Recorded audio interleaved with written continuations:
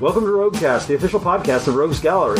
We'll talk comics for the week, as well as whatever news is on our pop cultural radar. I'm Randy. I'm Nick. This is Dave. And now, on with the show.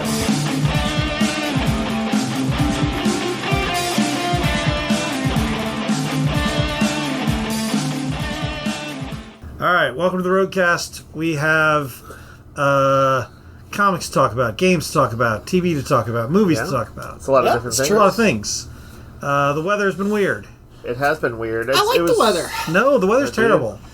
Yeah, but your summer forever will be coming, but for Nick, right now... Nick, I believe I've gotten Dave on my... Dave, are you summer forever now? Well, yes, because we did Quest Night. And it was frigid and for about 6 hours, we were out basically in the open air, and occasionally in a building was still open air. Yep. As the bitter nor'easter winds. The bitter nor'easter winds battered us. But you were in Fantasyland, you could put on furs. No, it was... if we had those things. Yeah, no, some people had cloaks and stuff. It was freezing. That's why in a fantasy town, you go beat those people up and take their cloaks. No, you need to kill the frost dragon, Nick. That's what I want to do. It did make it feel, I kept on saying it was like the part in Lord of the Rings when they're like, the mountain itself is attacking us. Wait a minute, you were trying to kill a frost dragon? No, I mean the metaphorical frost dragon that is winter. Oh, I thought that was like the big thing, and I was like, oh, that's very on point, that the frost dragon was causing... a beholder. The big thing was we fought a beholder. We'll talk about it. That's why Quest Night. But yes, we went to Quest Night. It was cold. And now it's warm again. I'm all for it being warm, but it's going to get cold again. I don't like that part. I like that. Summer forever. No. There's going to be dissent. 75 forever. Fist fights break out during this podcast. I can live with 75. All right. Reminder that we have our new website up. Yep. You can go and peruse our inventory. You can, in theory, place orders. Okay. We've had our first order through the online store. Hasn't processed yet. Right. But we're trying it. Right. Well, we sort of did our fulfillment side of it, and we just kind of we're waiting on them to come pick it up. Yeah. Please try it out, though. We're Yes. But especially if you want to try it out, come into the store and try it out here so we can experiment and see if it all works. Yes. Because we're learning how the system works. We're trying to see if it's going to be a functional thing or not. But regardless of, you can look over and you can see our entire inventory online, including when new stuff comes out. You can see the new stuff out there. If you go to any of the stuff on the front page and sort by new to old, you can see the newest stuff. It's a very fancy website. It is. Staple is this weekend. It's true. We're sponsoring one of the guests. Yep. You can go out on Saturday or Sunday. It is in St. Ed's. Just for people who maybe haven't done Staple before, even though it's been around for quite some time. Yep. It is a small press comic and other a lot of artists, crafts, that kind of stuff. Art expo where you're going to find lots of non-AI shit. Yes. But our good friend Chris Nicholas has been hosting this for... it's like 20 years now. It's like 20 years. There was a gap during the pandemic years, but it's basically this. And Chris is a great guy with just a ton of passion for comics, and all the people there have that, and so you're going to get this really good energy when you go. And see a lot of talented people, and you can buy cool prints and crafts and comics. Yep. Another thing, it is the staple of its name comes from the long-standing tradition of amateur comic artists making kind of like their own pamphlets and dropping those staples in themselves. Yep. But yeah, it's always a good time, and everybody who goes really seems to have a great time with it. Where's it happening this year? It's down at St. Ed's. St. Ed's. Okay. Yeah. And I'm sure they could just type in stapleaustin.org. Stapleaustin.org. Free Comic Book Day is coming up in about 3 weeks, I think, or maybe about a month out right now. Yeah, I was going to say it's coming up. It is essentially May, the first week in May every year, or first Saturday in May, but this year it's May 3rd, I believe. Yep, is that right? Correct. And let's see. We will also be announcing our summer reading program there. Yes, beginning, actually starting, launching the summer reading program. Yeah. So we'll have the cool little pamphlets for parents who want to jump right in with it with their kids. Yep. What's the age range that we recommend? I know we have different age groups in it. I don't know, but it is. We'll allow it even up for pretty young kids, even if you're reading to them, as long as they can talk to you about it a little bit and kind of answer, let's say, what their favorite part of each book was for our little programs. This is our third year doing it. Serena is putting together the prize packs today. Yeah. They've got cool little backpacks and all kinds of cool she does a really good job with this, and the participants always seem to be having a great time. All right, games that we got this week. We got We Can Be Heroes, a new RPG, superhero RPG. Yep. Looks like there's a bunch of superhero RPGs coming out right now. Is there any particular hook or vibe to We Can Be Heroes, like Silver Age? I literally have a chance to look at all, so it's got nice art. You want to just make it up? Yeah. Let's say it's the Invincible game. Sure. No, they're actually making that. Oh, are they? Yeah. That's probably a good idea. Yeah. We've got Black Powder and Brimstone, which is a sort of a steampunk Morkborg game. Yeah, use the actual Morkborg system. Looked cool at a glance. The only other thing I don't like about it is it doesn't have the word Borg in it like most of the other ones do. Cyborg, Borg, Porger, and Brimborg. Yes. Borg, Porger, and Porgstone. Borgstone. Yeah. You said Porg? Yeah. The Porgs are back. Mork Powder and Borgstone. Okay, I guess I see why they didn't do it. They're like, are we going to be forced to follow this on everything? But anyway, for people who don't know, the Morkborg games came out of where do they? Scandinavian? I don't know. Some Scandinavian. For all I know, country. they come from Michigan, but they feel like Scandinavian. No, they definitely actually originated there and were imported over here and became a big hit. Okay. But they're these sort of like small, kind of like nicely nice hardcover books that have kind of old school D&D kind of mechanics, a kind of metalhead, very cool visual art style. And I say this as a non-metalhead who likes a lot of how they do these books. They're really cool looking. They'll even use like metallic inks and kind of let that sort of metalhead style and writing be part of it. But they also have like really fun. All these tables to roll on. There's lots and lots of fun character creation, very flavorful. And even everybody gets some random stuff in almost all of these games, and just rolling on the table to see what you get and what your character quirks are and what paranoias you've got or whatever is always a blast. That weird thing you carry around. Yeah, and it's like, why my character carries like a dead marmoset for some reason, and now I must build this into my story. From Sweden. Sweden, there we go. Yeah. It is an RPG made by that kid who used to sit at the back of the class and carve Slayer logos into his desk. Yes. Slayer. But yeah, so this is you said it's kind of a steampunkish type Looks one? like, yes. Yeah. So there we go. Try them out. If you and for people who've already been getting these games, you already know that they're very cool, and you will probably pick it up. We got more Gamelings, which are the meeples for D&D. Yep. We got a little tiny snowy owlbear and a mimic. Yep. Yeah, the mimics are very cool looking, and all owlbears are good. We got a new board game called Unconscious Mind from Lucky Duck that is about the psychiatrists and stuff. Okay. This was a big game. This was one of the hot games at BGG this year. Okay. Are you analyzing your other players? Is that? I don't know. I don't know if you're like competing psychiatrists or what. I don't remember. Frontier I just know psychiatry. I know it is a longer game, and I know it was a big hit at BGG. Okay, so this is probably a game with some depth to it. It's all about billing people. It's definitely not that. Oh God. We got Tapple After Dark. Yeah. Tapple is a game we played. You have a little wheel. It's a party game. It's got 26 letters on it. And you put little cards out, and you try to be the first one to say a thing that has that letter, basically. It's a very addictive, fun, easy to learn. It has a timer going, and what is it? Like every time you hit the button that is there one for each letter of the alphabet? Yep. It resets it. Yep. And so they'll give you a topic like action movies or whatever, and I'll be like Clash of the Titans, and you'll hit the C, and then it starts up the next timer again, and so it keeps going around until everybody's eliminated. And you're on to the weird letters. I forget when we did our sample of this for the podcast. It doesn't have all the letters, remember? Because I think it leaves out like Q. Right. They're not going to make you do the super hard ones. Yeah. But there was one where whatever the thing was, like I had to be like Titans, Clash of the or something like that because it wasn't working. Which that is not really legal. No, it's cheating. So you lose. But this is the dirty version. Yes, so this has... I forget what some of them were on there. One of the clue was like kinks and something like that. Yeah. And things you squeeze. Yeah, yes. So it's for naughty adults. Naughty adults, but it sounds like fun. This is a good party game. We got Everdell Duo.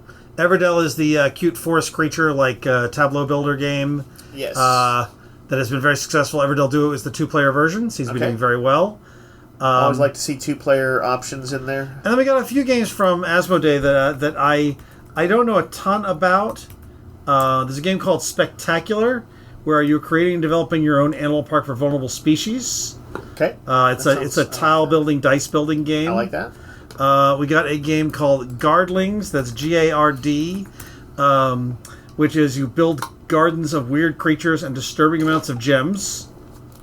That was an interesting turn of phrase. Yep. We got a game called Sliding Bears, which I assume is about alternate timelines. No, it's about creating the shortest path to get all the bears across. Sure. We got Sir Ocelot's Cave, which is a 2-player game. And Sir Ocelot's Cave. Okay.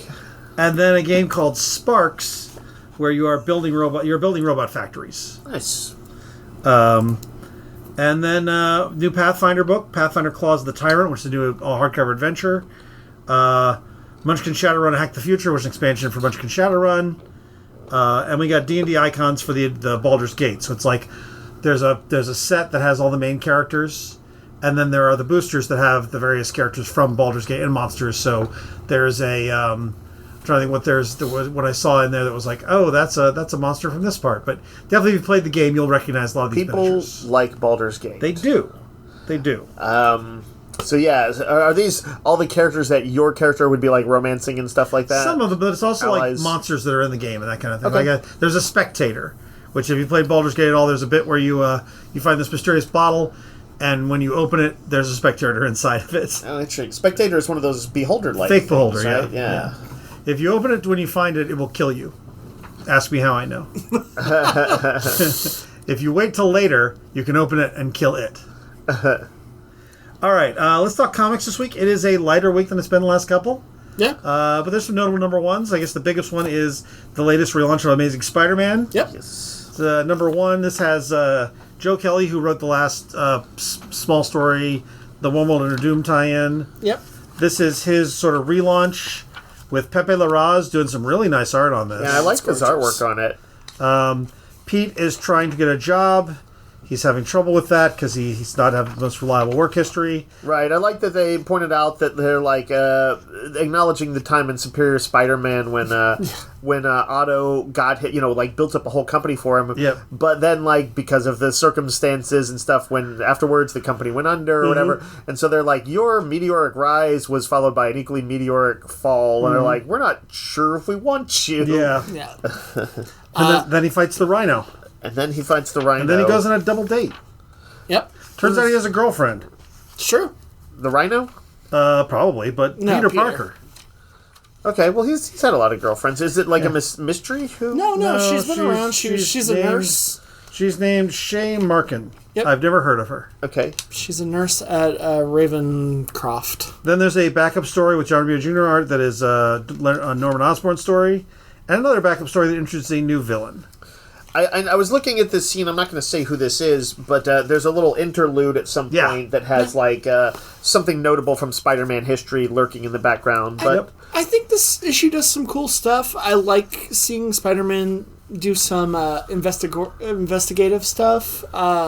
in a bit of a way, does it feel like a little bit of a return to basics? Mm-hmm. Yeah, it seems kind of a back to basics kind of like thing. There's no big hook where it's like he's taken over by Dr. Octopus, or he's Spider-Man's a hedgehog now, or he's a hedgehog now, or even in the main book a few years ago they kind of did these they started doing those dark gang war type stories, and it was like, it's going to be kind of dark and edgy, and he's not going to be cracking wise. Kelly gives you kind of the lay of the land in this. We get a scene with Aunt May, his girlfriend, there's some drama, his work life right now, cool the action, Parker luck. Really big. Actually, this dude does a great job of drawing the Rhino. I gotta say.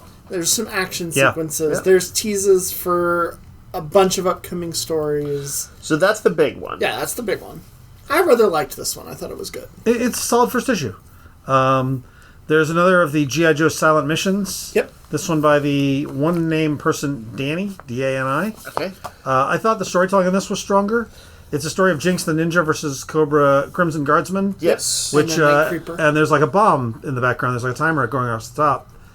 So each panel is a second, which is a very clever little bit. Yeah.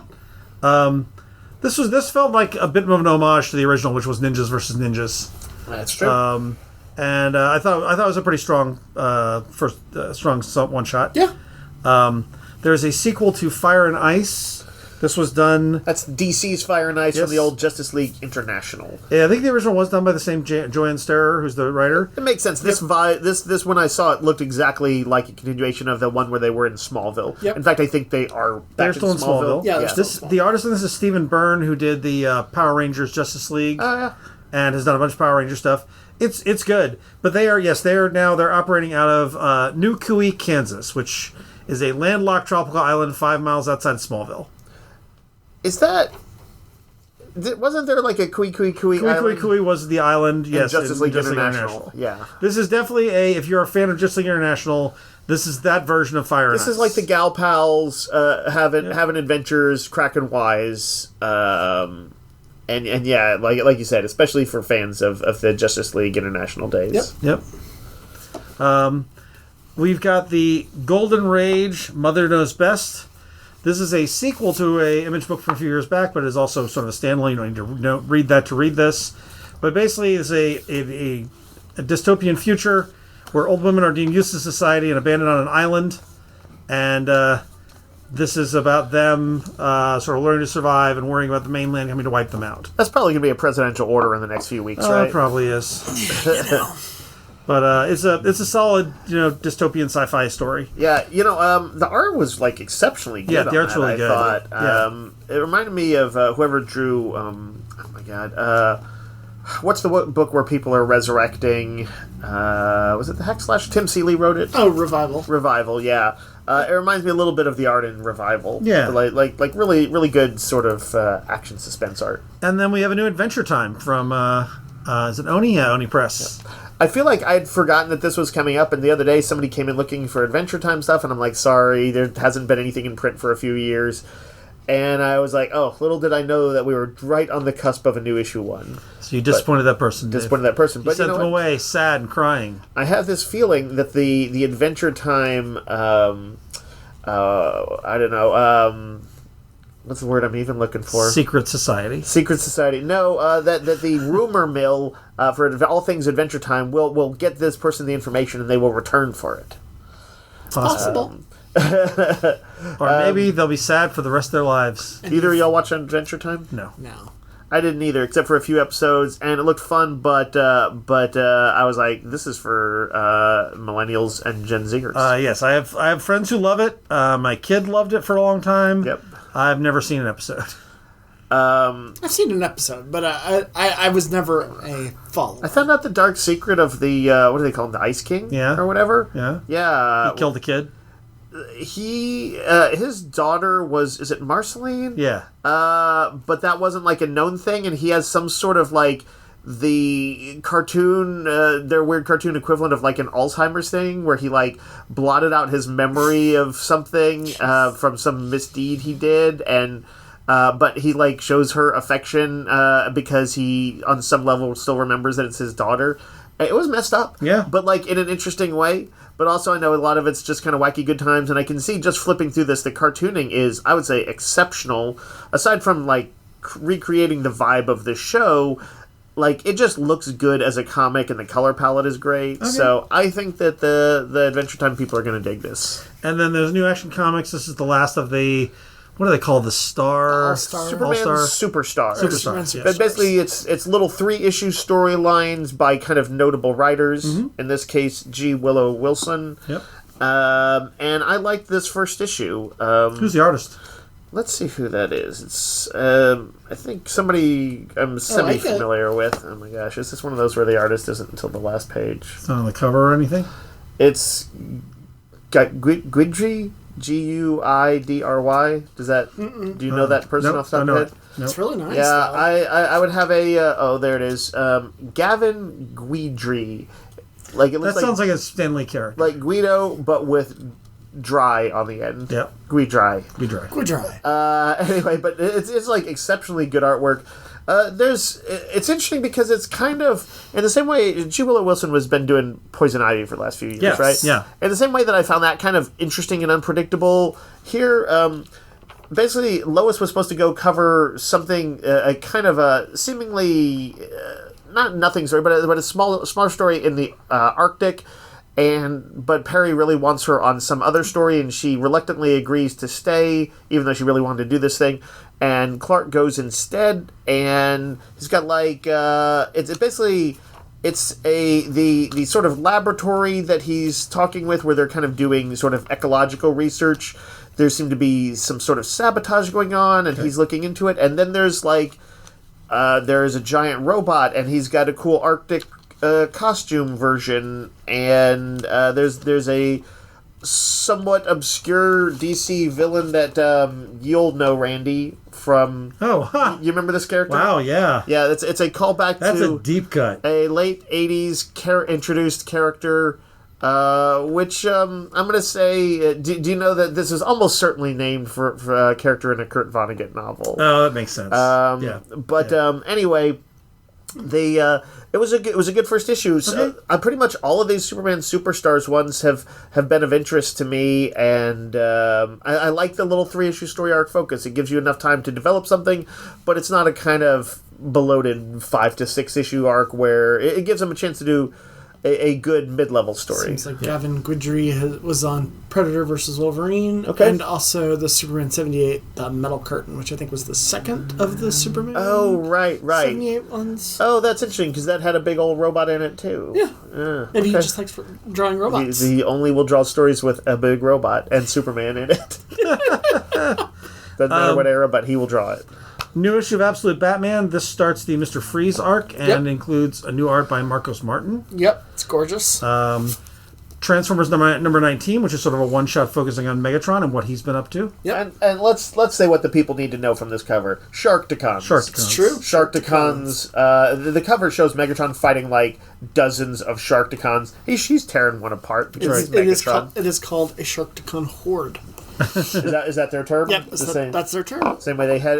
That's what they called the zombie packs in Walking Dead, right? Sure. Like a horde, I think, because he had the notion, which I did think was a cool idea, that occasionally they would kind of like almost like clot together, and like there would be like hundreds of them. Anyway, Star Wars Jedi Knights number 2, which introduces a sort of new bad guy and a new Jedi, and is a Yoda story. These are really good. Continuing to be a surprise, fun miniseries. I don't think any of us thought, oh, let's see more Jedi. Yeah, especially like in the somewhat boring era of the prequels. Yeah, but that is what this is. And turns out to work. There is kind of a meta story, but each issue of this kind of focuses on basically some Jedi pairing. In this case, usually kind of like a known Jedi Master and a Padawan that is not known, that is an original character. And here they go to a planet that's kind of like a robot sort of or droid sort of planet. Yeah. But where the droids are out there raising all these crops, and they're it seems like on the surface like they're a pretty beneficial and good place, but there is a dark secret here, and it is actually pretty cool as Yoda and this kid are kind of an investigator mode. Yeah. You know what this reminds me of, though? It reminds me of the Clone Wars cartoon. Yeah. Because they would do like 1 or 2 episode story arcs of cool things dealing with Jedi and some problem on a planet. You know what I think this works? We've spent so much time seeing the Jedi as fuck-ups. Like, even the Clone Wars, they were doing things, but they were basically complicit in destroying the Republic. Well, they've been duped by... And they've been duped. But this is not a focus on the duping part. This is actually, they're not doing any of the politics. This is not about, like, what's going on the larger. This is what the Jedi actually did. You usually see, this is why people respect the Jedi, because they were, like, problem solvers who came and solved problems. But it is interesting because in each of the 2 issues that we've seen so far, they do put them in a somewhat complex situation where they can't like in this one they go to the planet and they talk to some sort of a administrator, and the administrator's like, see, everything's fine. And they have to be like, okay, now what do we do when when there's nothing on the surface going on and they're telling us everything's fine. And in the first issue they were in like a very politically complex situation.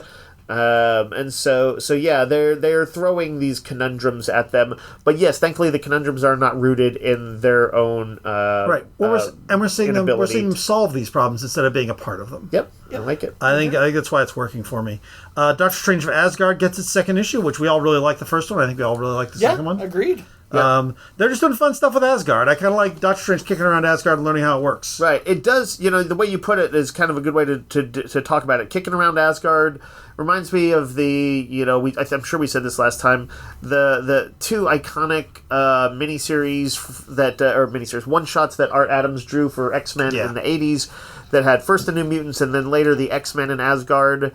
And like a part of it was just the atmosphere in both of those original ones and in this, where you have and personalities, right? Like like Sunspot was getting into fights with dudes, and Illyana was training with the Enchantress and stuff like that, or captured by her. I don't know, whatever. But yeah, Doctor Strange is meeting this interesting assortment of Asgardian people, and like some of them are like, is this person?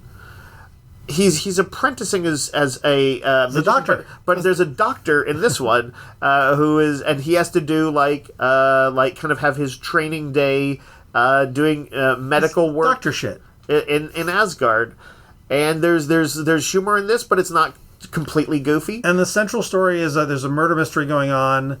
Loki that's seems to be the obvious culprit because they literally saw Loki stab somebody, but Loki's like, I was mind controlled. He says like he was mind controlled, but not he. They. Yeah, they. Right. Loki is canonically non-binary, which makes sense because Loki goes between men and women. Yep. That's true. And they have reason to believe them, and that it's like Loki's schemes are not usually on the like pretending not to do something that everybody saw. That is no. They have to go through a fairly extensive sorcerer thing to get Loki to convince them that he isn't just lying to them. Yes. Right.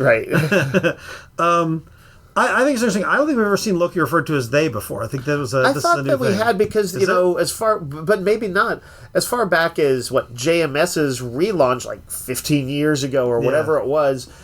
We saw Loki as a woman, and I think that acknowledged the sort of myths of the sort of of gender morphing that Loki was up for. But I don't think that they had like maybe you may be right in the comics they had not just done the they pronoun. Yeah, I thought it was interesting. I liked it. Anyway, it's a really good story. I'm liking it so far. Continuing to be good. And then we got a few second prints. We got a second printing of Assorted Crisis Events #1. This is Denise Camp's crashing post-apocalyptic scenarios that sold out really quickly. That's an Image book, right? It is. It was a good first issue. And then we got reprints of some G.I. Joe issues, so we now have G.I. Joe 1 through 5 in stock again. Yep. That's pretty notable. And we got a reprint of the last issue of Transformers with some cool new covers. Very cool. What else is on y'all's list? Any single issues I missed? The only other thing I just want to mention that's kind of notable is there's the start of a new storyline in Gail Simone's Uncanny X-Men. Right. Gorgeous artwork by Dan and Green Lantern Marquez. Corps #3. Yeah. I've been enjoying the Green Lantern Corps stuff. Actually, I haven't had a chance to read this one yet, but I think they may sort of have a reluctant team-up going on in this issue between Red Lanterns and Green. Huh. And what I saw of it looked pretty fun. Hawk Girl is in this, continuing to be in the series. There's a crazy reveal that I saw about Thanagar that's I'm still wrapping my head around. I see Zilius Zox is in there. Zilius Zox is in there.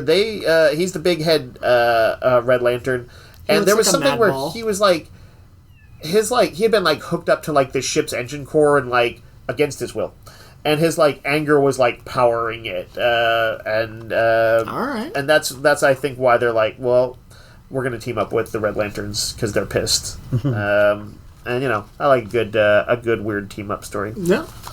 I think that's it for me. Anything else? No. All right, we're going to take a break, and then we're going to come to talk about a bunch of trailers and some news.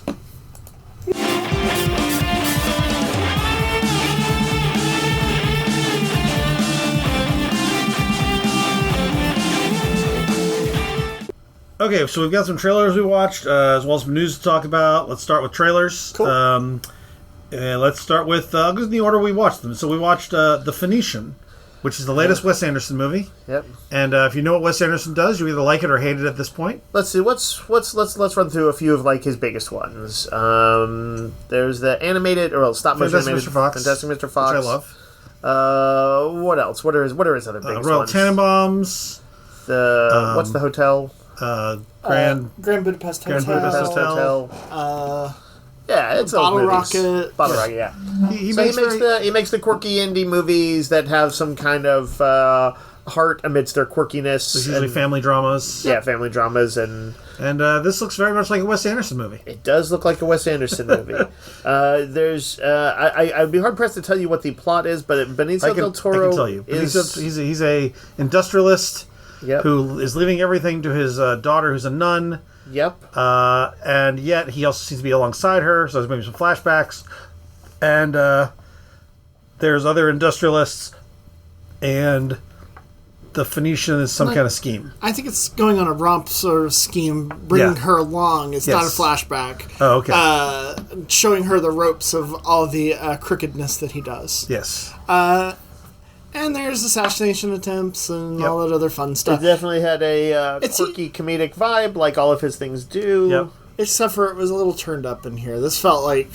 You say Wes Anderson was like, I'm going to get turned up? Yep. Yes. 100%. I am definitely a Wes Anderson fan. I watch all these. I like all these. But I do think the last few he's done, it is getting to be a little bit like, okay, we get it. Yeah. Well, what was his last one? It was the one that was in there was a UFO at a summer camp thing. That was okay. It was fine. Couldn't remember the name of it to save my life right now. I think it was the location. Was it the place where it took place? Yeah. It was fine. Moonrise Kingdom was the last one that I like. I like Moonrise Kingdom a lot. Yeah. I like Grand Budapest Hotel came after that, and that's one of my favorites. No, it was before that. No, it wasn't. Are you sure? Yep, I'm quite sure. I like the one that he did before the UFO one. Even though I don't usually watch the one that was like almost an anthology. The anthology one. I like that one. Okay, I always enjoy them, but I've gotten to the point where I enjoy them and then I forget them. Right. That didn't used to be the case. I used to enjoy them more. There is a little bit of a vibe of this trailer of like if somebody was doing a parody of them, it would also look like this. Asteroid City. Asteroid City. Yes. Yeah, there we go. I only have ever dabbled in Wes Anderson, and I'm not going to be dabbling with this one. So y'all, I'll see when it comes to streaming. I will not probably go see them. Tell me what you think. Hulu has a Predator Killer of Killers animated series. Looks like set in various past eras where the Predator has encounters with Vikings and samurai and World War II fighter pilots. It is done by Dan Trachtenberg, who did Prey and is doing the next one. It's an animated film. It's not a series. Oh, it's an animated film. It's the anthology film. So this was a secret thing that he did. This is Dan Trachtenberg, who's doing the Predator movies, and he's about to do the sequel to the... What was it called? Prey. The new one's called Badlands. It was apparently revealed at the CinemaCon. But this is a kind of in the middle. Yeah. It is a Viking raider guiding her young son, a ninja in feudal Japan who turns against his samurai brother, and a World War II pilot. And they all have encounters with predators. I'm not particularly looking to watch any Predator movies, but that's cool sounding. I really liked Prey, and I thought this trailer looked like fun. Animation looked quite good. It reminded me of some of the strides they're making with... I know these are CG models with various types of cell shading on them that, in this case, kind of look more realistic than the usual. But it reminded me a little bit of the kind of elaborate animation of Arcane I get that. on Netflix. Yeah. I say I'm always... Just a very different style. I say I'm always done with like Aliens, and I keep watching all the movies they release regardless, so... I quit on Aliens, but I came back for Romulus, and I'm glad I did. Yeah, I mean, I've watched them all, so, why not watch all the Predators? I've seen them all. I definitely stopped watching Predator movies. I've seen more Predators than I've seen Aliens, I think. Really? I saw Aliens... Well, no, wait. I saw 4 Aliens movies, and then a 5th one in Romulus. Okay, but you did not watch... You watched at least one of the Prometheus or something, You watched one Prometheus. I did watch a Prometheus, and that's what put me off Alien forever. Yeah. But you did not watch the subsequent Prometheus I did not, films. nor have I watched the Aliens vs. Predator. So I guess Predator's still lagging just behind Aliens, because this would be a 4th Predator movie for me to watch. That's the other challenge between them is which ones has Randy watched? Yes. Right now the aliens are winning. Right. When it comes to Alien vs. Predator, aliens are winning in Randy's heart. But not really, because I prefer Predator movies. I like Predator 2. There have been more good Aliens movies than there have been good Predator movies. There have also been more bad Aliens movies than there have been good, bad I see. We're getting into weird reverse negative, double negatives here. Now, of course, the worst thing is when you put them together, because unfortunately, despite it being just a home run of a premise, they've made 2 crappy Aliens vs. Predator movies, right? Or are there more than 2? There were 2. They were fine. What is it? Paul Anderson. Paul W. Anderson, is that? Paul W. Sanderson, not Yeah. Paul Thomas Anderson. Right. If Paul Thomas Anderson made a Predator movie, I would Whichever watch the it. one is who's the Schlockmeister, Yes. the Yeah. Mortal Kombat guy. Yes, the Mortal Kombat He guy. made a solidly fun one that I only needed to see once, Yeah. but did have Okay. a scene where a predator took an alien by its tail and swung it through pillars of rock. And Okay. Unfortunately, Shane Black made one of the worst. I've heard Predator that Shane movies. Black's Predator movie was pretty god-awful. terrible. A career low for him. It is definitely a career low. Yeah. Are y'all going to watch the Predator anthology of animated? Oh, things? sure, I'll watch that. I'll watch this. Or, Yeah. Actually, well, it's a movie. It's a movie. Yeah. Yeah. Yeah. Yeah, I'll definitely watch Trachtenberg this. is definitely. I mean, he's directing. He's the guy who directed Yeah, Prey. and I mean, really liked Prey. He earned it for Yep. that, so Yep. I'll give this a shot. And I'm excited for Badlands. It's a little bit more premise of that. It seems like it's going to be like on another alien planet, maybe. Yeah. But Predator versus Ninjas, Predator versus Viking, Predator versus World War II pilot. Sure. I'm all for it. I was down with Predator versus Danny Glover, so you know. Then we've got Tron Ares, the third Tron movie. Yep. The second Tron movie was, of course, terrible. If you think otherwise, you're wrong. It was not terrible. good. It was not good, except for It had the. a great I soundtrack. was going to say, and this might have And a good soundtrack. trailer. Really good trailer. This might have a good soundtrack. Yeah, this is It's Nine Inch Trent Nails Reznor. doing the soundtrack. Right. Previous one was Daft Punk. This is Nine Inch Nails. But so the premise of this seems to be that Tron comes to the real world. That is to say, yeah, it looked like It's like an incursion. in the final scene in the trailer. I mean, well, during the trailer, you see like kind of like scenes of the they call it city. the and there's, recognizer? like, Is that what there's they're a called? recognizer. There's a light cycle that's like driving along city streets and activates its like slicey light beam and shears a cop car in half or something like Which I have that. for. Yep. And I think we also saw a Tron tank blasting through a Yep. police barricade. Yep, and I was trying to figure out, was like, is this happening because the people in the real world are in some kind of wild simulation? That would actually be the kind of Yeah, entertaining yeah. to reveal that in the Tron world, the world is a simulation. Yeah. And the simulation within the simulation is now merging with it. Yeah. But I believe, at least, I mean, maybe that is the premise, but it looked like something was kind of being 3D printed, you know, probably with like nanotech or something like that. Yeah. That was it, I don't know, Sark or Some dude, I don't know. one of the bad people from Tron. There was a person in red. Aren't they usually the bad guys? They're usually the bad guys. they're- But all we saw was red guys. We didn't see any blue guys. Yeah, that's true. What if they're all bad guys now? I heard Jeff Bridges' voice in there. I did too. Did I see Jared Leto? Is he still in this thing? Yeah, he is. I will say this. My boy This Jared. is directed by Joachim Running. There's some umlauts sure. and stuff that I can't throw in there. Okay. His track record is not good. He did Maleficent, the sequel, The Mistress of Evil. He did a Pirates of the Caribbean, Dead Men Tell No Tales. Those were both awful movies. Yep, not great. Yeah, it does not bode well. No, it doesn't. I might just skip to listening to the soundtrack on Spotify. There's a kid having a tantrum outside the store as we're doing this because they've heard about Tron. Yeah, they watched Ares. the Tron Ares Dave trailer. says that. He didn't want you to know that Dave is, in fact, throwing a tantrum right now. Weirdly, I think that there will always be an interest in me in seeing what they do in the Tron movies. Maybe it comes from having seen the OG one in the Yeah. theater. But I will probably actually watch this, you know, with what you call moderate expectations. Yeah. Report back because I won't. Sure. I won't press play yet. I like the light cycles. I also like light cycles. This trailer, I was like, oh, it's interesting, but I don't think I want to see this. However, the trailer that did grab me, M3gan 2. Or Megan, if you Yep. will. Megan 2.0. I thought Megan was a ton of fun. It was. And I think this one looks like a blast. So let's just show. We can say Yeah, we can the say trailer. so. They have someone got a hold of the plans for Megan and built a new robot called Amelia. Yep. That is like a killing machine. And so, in order to stop Amelia, they have to put the original Megan in a new robot body. Basically, Right, but before any of that happens, we see what has in the short term become of Megan, which is they're giving her sort of a second chance in this little like Teletubbies sort of Yeah. robot body, Yep. and which she's obviously not happy about. I think it's like a learning body. Yeah, it's like a children's toy. It probably is like it I can think cause they actually minimal harm, exist. although I imagine she probably causes some harm even as that. Probably so. At least, But she will- yes, but then when the plot kicks in, there is a deadlier like super AI alt form of her. What did they say? Using her prototype form or something like that. Yes, yeah.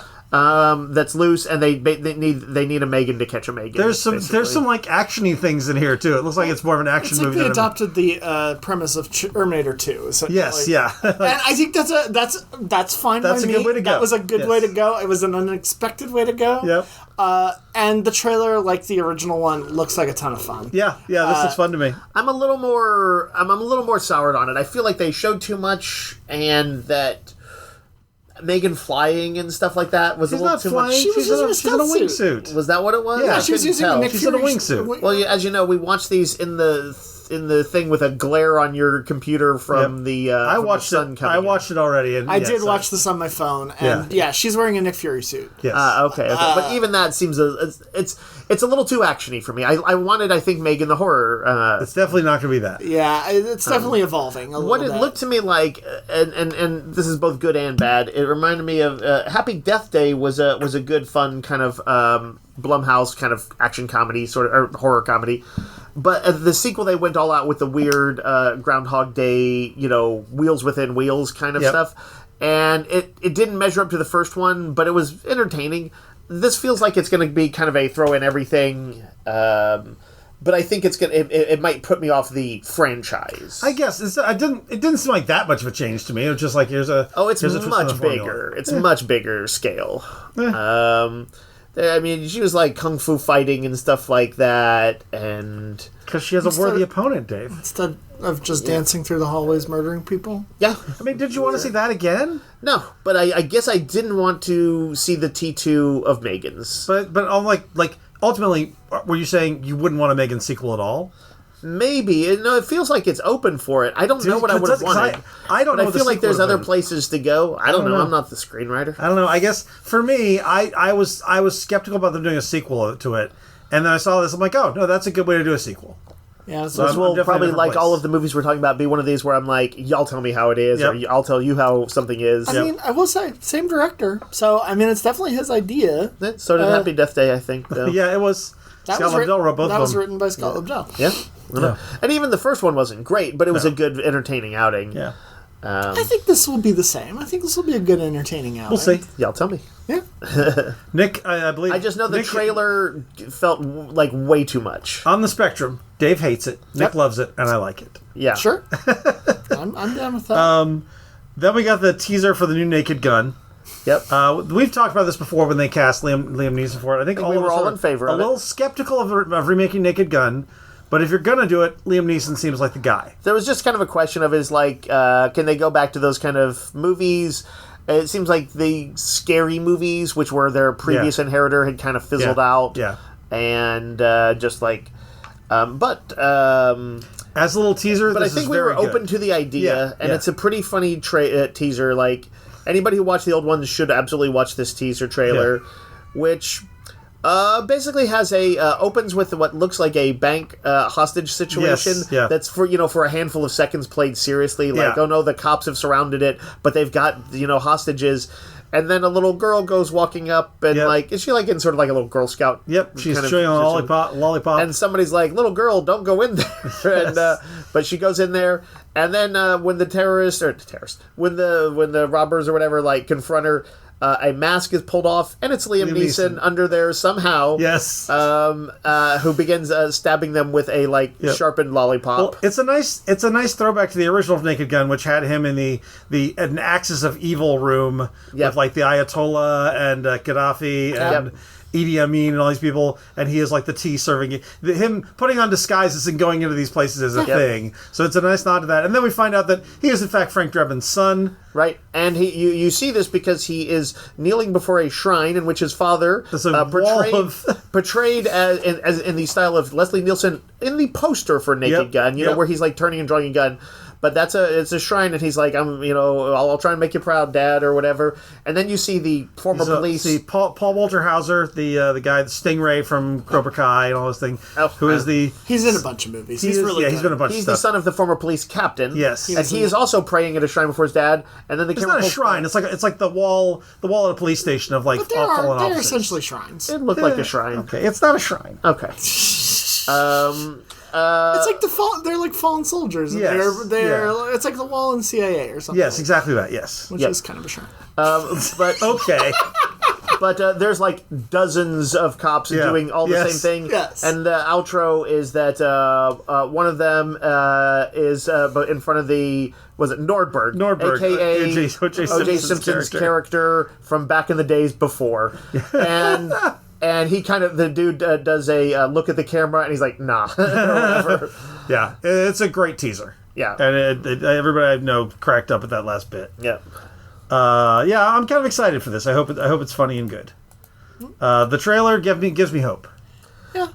It also looked as like as kind of dopey as the Naked Gun movies, but if you can plug into that sense of humor, it looks like they may be doing a pretty good in the tradition. It's made by one of the guys who did the Lonely Island Boys and produced by Seth MacFarlane. Yeah. It's the same director who did Chip and Dale's movie, which I enjoyed quite a bit. I thought that was a lot of fun. Yeah. So I mean, I don't know if I need a Naked Gun movie in my life, but I think Liam Neeson is a fun. It can be pretty funny. So we shall see. Then we got the trailer for Fountain of Youth, which is Guy Ritchie's Apple Plus movie. Is Guy Ritchie like the Jeff Lemire of the comics industry? Ritchie does like 3 movies a year. It's crazy. It's kind of insane. So I didn't like his Mobland on Paramount Plus, but this looks more of his quirky thing. It looks like National Treasure, or what was the one, Dave, the Tom Hanks movies? Oh, Da Vinci Code. Those ones. The Mummy. The Mummy. It is John Krasinski, his sister, played by Natalie Portman. Yep. He is looking for the Fountain of Youth. That's the very mummy part of it, is that it's brother and sister. Yeah. And their team is looking for the Fountain of Youth. They're being ridiculed. There's all globe-hopping adventure. It's kind of big names to be. It is big names. Yeah. And y'all tell me how it is. Yeah, I mean, Guy Ritchie is very kind of hit or miss. This looks like more of his crazy Aladdin style This thing. is more in my vein. It's not crazy British crime. I am holding out for it to be as good as The Gorge. That's really all I need. Can it be as good as King Arthur? It could be as good as King Arthur. No, because King Arthur sucks. King Arthur's a great. All right. Star Wars Tales of the Underworld. This is a 6-part miniseries animated on Disney Plus. Yep. Looks to be just continuing the animation style of Clone Wars Rebels Bad Batch. Right. But also they've done Tales of the Jedi and Tales of the Sith. Yes. That were both 3-part. Basically what they do is shorts. 3-part story of one character and 3-part story of another. This is going to be Cad Bane and Asajj Ventress post Clone Wars. Yep. Pre-Mandalorian. Well, we thought she was dead. Sure. She showed back up in Bad Batch. Yeah, Cad Bane's also been dead numerous times. Yeah, but Cad Bane can come back to life. It's fine. Yeah. She went from having no hair to kind of like a little short butch cut. Right? Now that she's kind of like gray Jedi, maybe? Yeah. I don't know. She's not bad. She's not good. She's kind of in the middle. They don't actually use that term, right? That's no, an they don't use that term. thing. That's an expanded universe thing. But essentially that's what she is. She's in that spot. But it looks like she's taken on a Padawan, so we'll see. I like that character. I think she's got one of the cooler story arcs in the series. Yeah. I'm more excited for more Cad Bane, but they both look good. Looks like Cad Bane is going after somebody who wronged him as a kid. Yeah. That very Western kind of tropes. Yeah. So, I don't know. This looks like a lot of fun. The buy-in time on these are so easy because they're like 10-minute episodes. Yeah, they're just short. Oh, really? Yeah. I think they're short, yeah. So... Y'all tell me how they are. A full series is less than an hour, so I'm down for it. And the last trailer was Five Nights at Freddy's 2, which you guys seen and I haven't seen. I liked the first one. I like the first one. This is just a teaser trailer. Really, there's nothing more than the same things that they kind of the expected visuals. I thought it looked like they left the Chuck E. Cheese land and are out and about in the world. The Fazbear and friends. I didn't quite notice. But maybe that. I'm just like missing that, or no. But probably that makes sense. I always thought that it was always just in that one place. It was in Five Nights at Freddy's. Mm-hmm. But apparently, if I read this correctly, they are leaving the building. That makes sense. There's only about 80 games worth of lore plus various novels and graphic novels I know that continue it, and I think we're all, or like a fair number were written by the creator, and they're changing that up, somewhat for the movie, but that I know they have tons of lore to go on, and there's no way they, for all of those different versions, have kept it just at the evil Chuck E. Cheese. I thought the first one was good. It wasn't great, but there was a lot to like about it. It was kind of interestingly different. It wasn't particularly scary, and I know it was this was kid-friendly scary, but like they actually could have ramped it up a little bit more. But I like that they're keeping the actor from the first one, and I guess his kid sister that he's taking care of. It was interesting. That was one of those where, as I was watching it, even though it was not great, it was good, and it was kind of unpredictable. I never quite knew what they were going to do with the story. That's right. It's PETA from Hunger Games. That's why. Yeah. I just remembered. But yeah, this is actually something that I will. I don't know if I'll necessarily catch it on the big screen, but I will catch. I will catch it eventually. Yep. Bits of news we've got. All sort of movie development stuff, but John Wick Chapter 5 is in development with Keanu Reeves. I guess John Wick is not dead. I don't know if it's going to be the zombie corpse of John Wick. It's really like robot replacement. They literally show his gravesite at the very end of the 4, like right next to his wife. Yeah. Like that is his end. Right, but like, couldn't this just, like what we see in the trailers, be like flashbacks or something? I mean, I a guess. lost tale that informs the current one or something? Maybe so. Or maybe it's his clone in the future. They haven't straight up said he returns, right? Well, he's in it. Right, but that doesn't mean that he's alive. I think during again. the thing they did say he returns, so Yeah. I don't know. I don't maybe know. he he returns for death. a flashback? No, Dave, the Baba Yaga cannot be killed. He returns as a clone cyborg future super soldier. So give me. Can I ask how he died? Just Shot in succumbed the to his wounds. He was really shot up in that last one. People can and did you I don't know, did you see him like 100% for sure dead, or did he slump He fell over. Oh, that's he's alive. 100% alive. Man, people can get like pretty badly injured in the real world and still somehow spring back. So Action news, I guess, they really brought no him in different. like some sort of undercover thing, and they're like, "You're working for us now. You're working for the CIA or for." They're really trying to turn John Wick into a franchise because they've got the ballerina, Yep. they've got John Wick, and then they announced an animated film as well that Right. they're doing of John Wick. And also, Donnie Yen plays Donnie Yen. Kane, and he is directing the spin-off starring himself as Yeah. Kane. His character was fun. Okay. Y'all tell me how it is. I won't know. I haven't seen John Wick since 3. Oh, And I don't remember 3. I will say 4 is a step Everybody tells above. me I watched John Wick. I liked it okay. I watched John Wick 2 and 3. I thought they were fine. I don't remember anything that happens in them. They leave no impression on me. You know what happens? Pew pew pew pew. Lots pew, of pew, shooting. Pew pew. Yeah. Pew pew. Yeah. And then they put Mel Gibson in charge of the Continental, and I lost all interest in the franchise. Well, that was the show, and that was It's bad. still the same people. Gross. They could have vetoed that. They didn't, so they're all dead to me. As dead as John Wick is not. Nicely played. Stephen King's The Long Walk is getting done in September. No. You said, did you know what this was, Nick? I've conflated it with something else, but it is one of Stephen King's earliest book, I think. Uh-huh. It is one of the ones he published under the Richard Bachman. Yeah. Okay. And it is, Richard Bachman Turner Overdrive. it is a dystopian future where there is like a competitive game show that people join called The Long Walk. Yep. And it's Does this about... tie it all in? Because he did this thing that ties into the what's the Arnold Schwarzenegger movie? Running Man? He wrote that too, right? Yes. Or that is to say, he did a Richard Bachman book that inspired that, which was I probably think he very was different. kind of on a weird game show kick. Yeah, It certainly sounds like it. There were big game shows were like Yeah. just like circuses were a bigger thing back in the old days. So were game shows. Yeah, they were. But I thought the people involved in this one made it sound pretty interesting. I can't remember who all. I think Mark The Hamill Long was Walk is involved. literally like an endurance test Yeah. of like be the last man standing at this extended I guess miles and miles and miles and miles and miles. Yeah.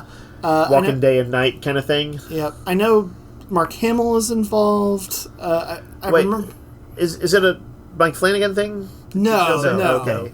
Because that's one of his boys. Yeah. He can do other things. He can flirt with. But other people don't cast him. But apparently they did. Actually, that may be, what do you call it? Flanagan's kind of work with him might have had the effect you kind of hope for, which is to say, you remove somebody from being thought of as just the iconic thing that they're originally known for, and you get them some new roles. So Tarantino did it with Travolta. Yeah, and then Travolta undid it. True, but he had a good kind of shot at that thing. it's the guy who did I Am Legend and the Hunger Games movies. Okay. He also did Constantine, which whatever. People Those like are Constantine. all some stripe of Middling? decent or Yeah. good. Yeah. So yeah, I could see it. And then, not a lot of news here, but it's worth noting the Avatar Last Airbender animated movie they're doing, the one that's the sequel set in the post-show era, it's coming out in January of 2026, and it is titled The Legend of Aang. This is a movie? It is a movie. It's an animated movie. And it's actually done by DiMartino and... I believe so, yes. Okay. Yeah. Well, I mean... not much to know about it other than that, but some weirdly, Dave Bautista, Steven Yeun, and then Eric Nam are the voice cast. So I'm like, are they getting the original voice actors at all? Huh. Anyway, we'll see. All right, real quick, because we're running low on time, I want to talk about Quest Night, which we went to and would recommend people go to. I think it's got 3 more weekends. Oh, it doesn't actually have that many? I believe so. I think it goes to the first weekend of May. Quest Night being a kind of a live-action role-play type event that you can do that's put on by the same people who do the Halloween thing we always talk about, Scare for a Cure. Mm-hmm. And the reason that's called Scare for a Cure is because this is an all-volunteer operation where they donate their funds to looking for a cure for breast cancer. Yep. And so, yeah, they take this old facade, Old West ghost town that they use as the superstructure, and when it's Halloween time, they turn it into Halloween-y, spooky places, and when it's Quest Night time, they turn it into D&D type places. Yep. And whereas where the Scare for a Cure Night is kind of a guided tour with a little bit of role-playing and some interaction and some puzzle solving through this place, on Quest Night, you are really open, just like in kind of a D&D game, to take on quests and explore around the town as you will. Yep. And when you there's something like adventure or puzzle quests, and then they have combat quests, and the combats you roll like they have tables set up where you roll a big foam D20 and a D6 for attacks. Yep. And they have, there are even some unique mechanics. And you are, by the way, on the other side of the table is generally somebody in a costume as the monsters. Yep. So oftentimes goading you and taunting you, like, oh, nice miss, and stuff like that. And there's, like D&D itself, there's a lot of, there's some tongue-in-cheek as well. Yeah. But, you kind of range around there, you get directions to the places, and just like 40 feet from a shop might be the forest, and the forest is like they've got like sort of mock greenery and stuff around, and then you kind of will go into some tunnels that are all covered with like fake shrubbery and rocks and kind of paper mache fun things. In the case, I believe, on our way through the forest, Randy, I noticed that there were little stuffed animals representing the animals of the forest, which did in fact turn out to be a small quest later on. But it's fun. You, of course, your party of friends, which can be up to 6 people. 6 is the ideal. Yes. You have a class, just like in D&D, and you will have powers that are unique to you, just like D&D. And they've added 2 new classes this year. They had the Bard and the Ranger. Yep. You were doing the Ranger class, Randy. Yep. Seemed to be having fun with that. I really like the Ranger. You get arrows, and when you run out of arrows, you can use improvised weapons, which are less effective. And it was and they also, you get these little tokens. When you get a combat, you pour them all in the bowl. It's got little glass beads that represent your health. And you've got little tokens that might give you +1 to hit, or +1 to damage, or a reroll, or hold the monster for a second, that kind of thing. That's kind of fun. If you get, if the monster attacks you and does 6 points of damage, you hand over to the DM who's running the little mini event. You just give them 6 of your little tokens, your little beads. Yep. And, people can heal you up, or you can do this. Die? Yeah. Yes. You have resurrection scrolls. But the group gets only one to start with, and otherwise you have to pay for it at a little sort of shop. They are very clear about this in their opening video, where they kind of tell you the rules of it, which is they're like, if it feels like we're nickeling and diming you a little bit, encouraging you to buy new spells and things like that, spend real money to buy extra stuff for the night. They're like, this is all for charity, and it's a good cause, and this is why we do it. That's fine. But I did buy a few things, but I didn't need to. And none of us got killed.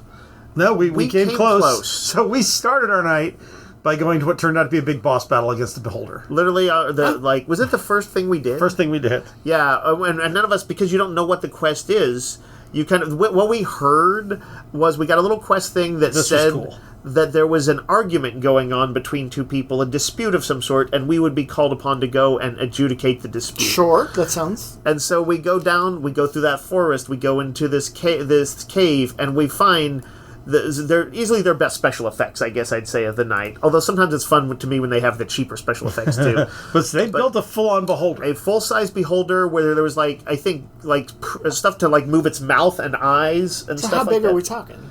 I don't know. It's like 5 feet, 6 feet tall. Oh, Yeah, wow. yeah. Okay. So Yeah. full on. And I painted like it. and everything. And when we got in, it was arguing with another thing, which I don't know exactly what the monster was, but if you think like D&D Aboleth or it's called a something like that. Morkoth, and I've never heard Yeah, of it. it was like a tentacled Far Realms kind of creature, and there was a dispute that it seemed like the Beholder had set up shop in its lair while it was away, and we were called on to side with one of them and fight the other. And we thought, like, well, it seems like the Beholder, even though they were both evil beings. Yeah. We were like, you know what? The Beholder seems like he's in the wrong in this situation. He moved in on this guy. He's squatting on his property. Yep. We called you out, Beholder. Squatter's rights, Dave. And so began the battle that nearly killed us. Yep. Yeah. Because we were throwing like all our extra tokens and stuff at it. just like a Beholder in D&D, its big central eye, when it was active, would make all your magic stuff not work. So I couldn't heal people. I was the cleric, and our magic spells didn't work. But if we did a certain amount of damage, then he would like sometimes lose a round or two of using the big eye. But meanwhile, because we were like attacking the body every time to try and like take him out in one fell swoop, you could have gone after the individual 6 extra eyes he had. And if you didn't, because I think we were like, we just have to put all we have into him and bring him down. Every turn, his 6 eyes would blast these 6 of us, Yes. and they rolled 6 dice on that big old foam table. One was asleep, one was a mind control, so they mind controlled our shadows, our rogues, to try and stab me. Yep, there were frost rays and other stuff. Was the DM silently laughing at Joel? He was not silently laughing, he was laughing at us. DMs openly will mock the players, yes. but are also like good at running, the logistics of it. They know the rules pretty well. Yeah. And are good at keeping up with, like, okay, you've got a +1 for your charm, you've got a +3 because you use your hunter's mark or whatever, and they're usually good at doing that. I think our most, and so that was a difficult encounter, and right afterwards we were like, let's hold off on combat encounters, see if we leveled up. And then this like girl came up to us and in the tavern. We were in the tavern, and she was just like, "Hey, nobody believes me, but something's been attacking my flock lately. Could you come help me?" And she was very role playing, teenage, angsty, annoying, kind of spazzy. Sure. And even when we took the quest in the town square, where you formally take quests, the people who do it were like, "Oh, her again. She can't be trusted," or whatever. And they sounded like she was a pain in the butt. And I don't think we thought we were necessarily getting into a combat No, we quest. knew for sure it was a combat quest. Did we know for sure? Yeah, but it was the quest came to us, and it was. You can't refuse a quest. I can't We refuse hadn't Came to leveled you, up, yeah. unfortunately, even though we probably would have. we would have leveled. afterwards People and would have had leveled, been more yeah. prepared. But yes, we got in a big fight with werewolves there. We should not give away any big secrets in there, but That's true. Just That's in case true. anybody's going out to it. But This sounds like a lot of fun. oh, we had a blast. And you could level up your character. You get to level. You get to level your characters. Without saying too much, yes, we leveled the characters. You get some new abilities, and you get some hit points back. And there's no things like that. time, right? You can spend as much time as you want there until closing? It runs yes. It starts about 7 in theory, but quests start at 8, and then it closes at 1. So really, you've got time for about 4 or 5 quests. Right. That's a good amount of time. But yes, I think what you're asking is like you don't go in like you do and like don't have, like, one a 2-hour hour in the window. haunted house. No. You can kind of range about, and you can. There's even like their tavern does serve like just burgers and You can buy fries and drinks drinks and stuff like that and booze. How attended is it? It's full. It sells it every year. Okay. Very cool. And people come in costume. We all went in some to the stripe of costume. Some people, I saw a guy in a full on Crusader outfit. Yep, but also some weird ones. Yeah. Some people were using their weird Ren Fair stuff. There was like a little kid who was like, I don't know, they were like a goat or something like that, or a unicorn. Yep. Sure. The other thing I was going to say, like, among the quests, and I won't give away too many details, but there was a thing where we had to help with a medical emergency. Yeah. I'm trying to think of what some of the other... There was a hunting one. Yep. There was one that had... where we broke up... We were teamed up with another group of 6, and they split us off by our classes to each work on a sort of a test that tested something about your class. They gave you a bonus for the rest of the night. Oh, that's cool. Yeah, if you accomplished So it. as a ranger, I had to go out shoot an actual bow and arrow at targets, which was super fun. We had to sort of do a medical thing for that too, with this sort of medieval dummy that looked like the Annie, Are You Okay CPR dummy. Today I was playing a cleric. I was playing a cleric.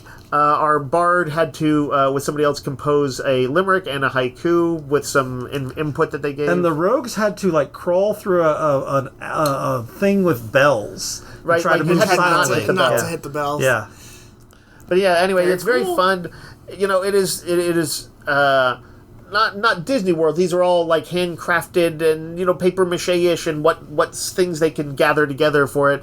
But they're very entertaining. But it sounds like the vibe is great. Yeah, yeah. There's a very fun and energetic vibe, and I think we would give particular props to the person who ran the Wolf event, Yeah, that was a lot of fun. which was ridiculous, and we cast a ridiculous spell that Tank happened to have from last year, And Randy, you did multiple nights, right? Yes. And you can level up. Is there enough things to do? There are 44 quests this year. Oh wow, that's a So it's a like you lot. could go every day and not get everything. Okay, that's and the only way to get to robust. level 5, which is the top level, is to be at least 3 nights. okay. So yeah, it's a lot of fun. I recommend people do it. If it sounds like fun, it's definitely worth doing.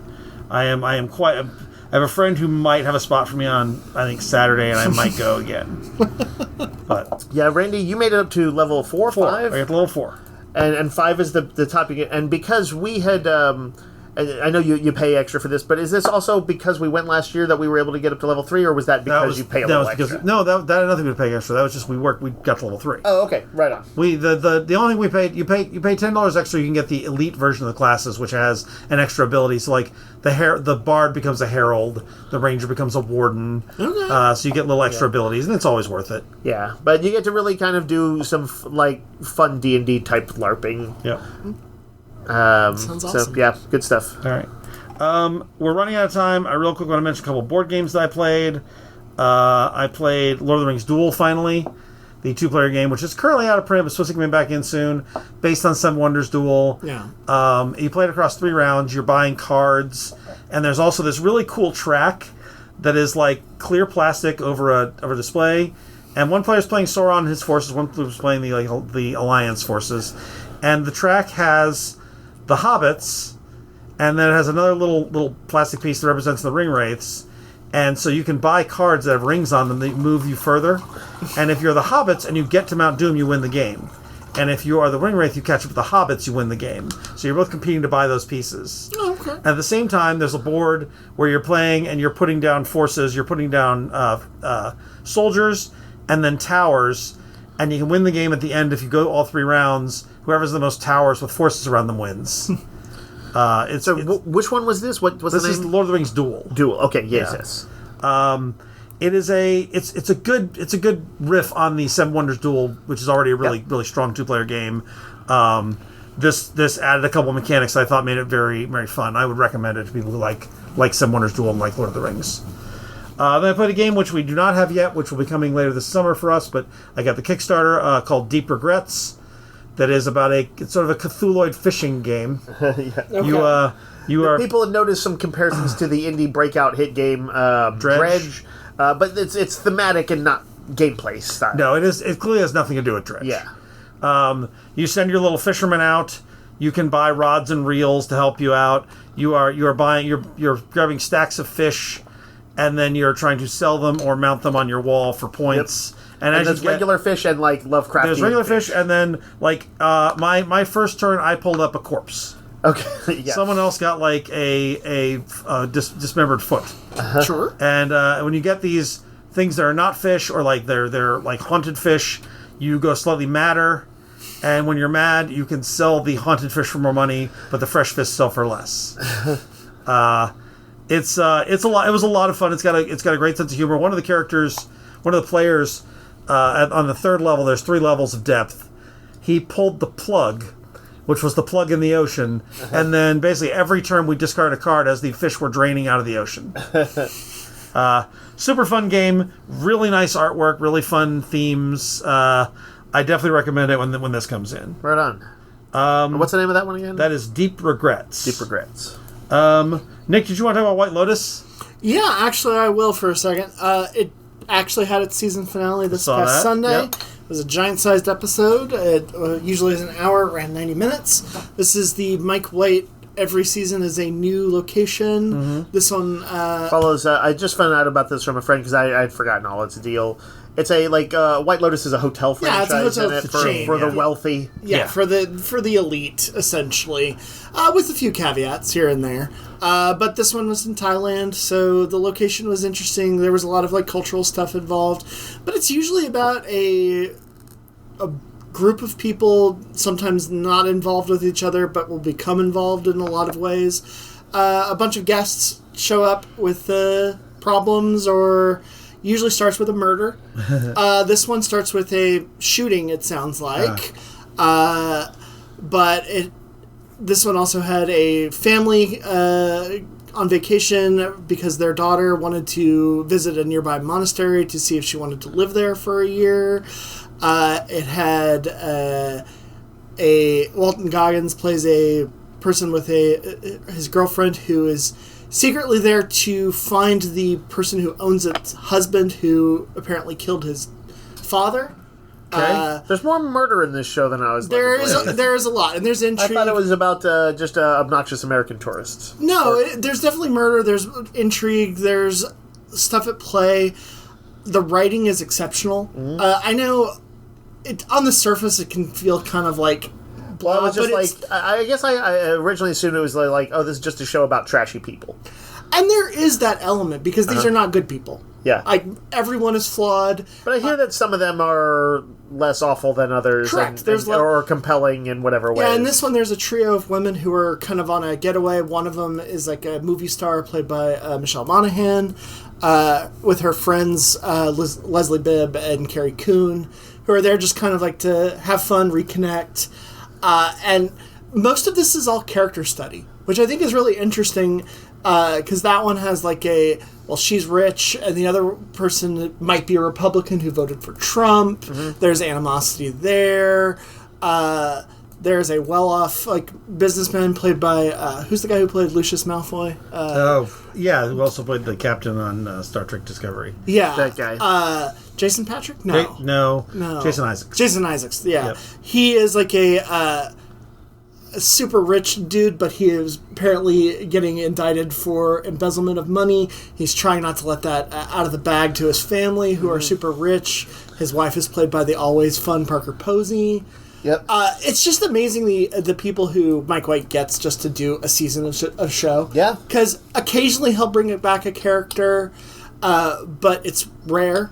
Jennifer Coolidge was on the first 2 seasons as just kind of a weird, eccentric billionaire, but kind of ditzy, like Jennifer Coolidge plays usually.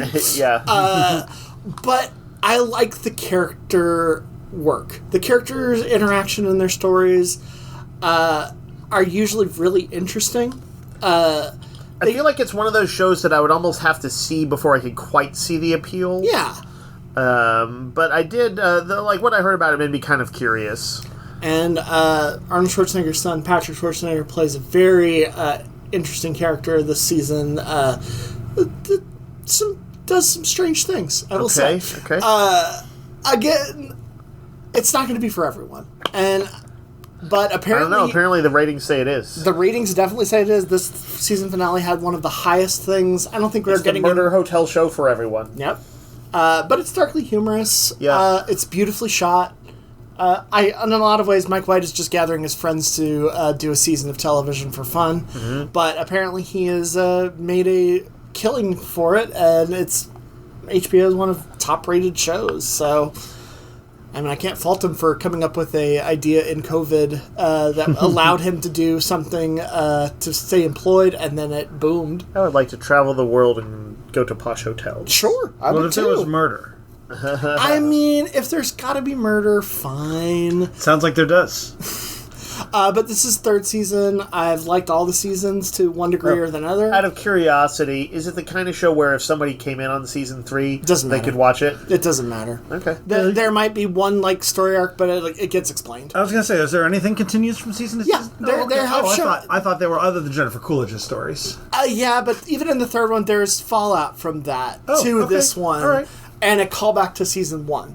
Okay. So there are things, but you don't need to know it. You really can just jump in on whatever. If Thailand sounds like an interesting location, sure, try it out. Or I think Italy was the second season, and the first season was, I want to say Hawaii or somewhere in that ballpark. I think so, yeah. That one, I think the first season was one of the best. Just the characters in there, Steve Zahn, and it was just, I don't know. It's a small show, but I really enjoy it. Yeah. All right, that'll do it for us this week. We'll be back next week with more. Until that time, Yo, Joe. Roguecast is a weekly podcast broadcast from Rogues Gallery Comics and Games in Round Rock, Texas. You can find us online on Facebook and at www.roguesgallerytx.com and email us comments or questions at roguesgallerytx@gmail.com. Thanks for listening.